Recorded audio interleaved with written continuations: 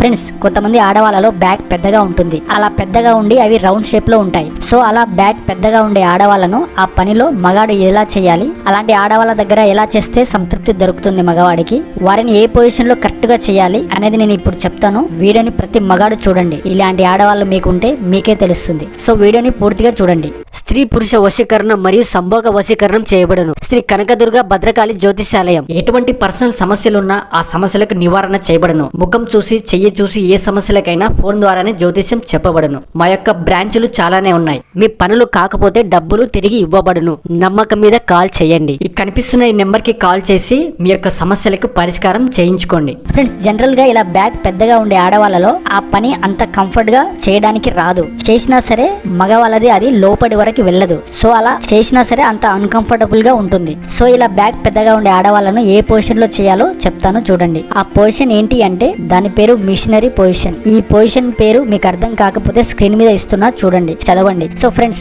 ఈ పొజిషన్ లో ఎంత కంఫర్ట్ అంటే మీ ఇద్దరికి ఎవ్వరికి అంతగా రిస్క్ అనిపించదు. సో అలా బ్యాక్ పెద్దగా ఉండే ఆడవాళ్ళని ఈ పొజిషన్ లో చాలా సుఖంగా సాఫీగా ఈజీగా ఆ పనిని చేయవచ్చు. మరియు మగవాడికి అంత రిస్క్ కూడా అనిపించదు. మిగతా పొజిషన్ లో అయితే మగవాడిది అది లోపలి వరకు వెళ్ళదు, చాలా ఇబ్బందిగా అనిపిస్తుంది. సో అలా మగాడికి చాలా కష్టంగా అనిపిస్తుంది. సో అర్థమైంది కదా ఫ్రెండ్స్, బ్యాక్ పెద్దగా ఉండే ఆడవాళ్ళను ఏ పొజిషన్ లో చేయాలో అనేది. వీడియో నచ్చితే లైక్ చేసి ఛానల్ ని సబ్స్క్రైబ్ చేసుకోండి.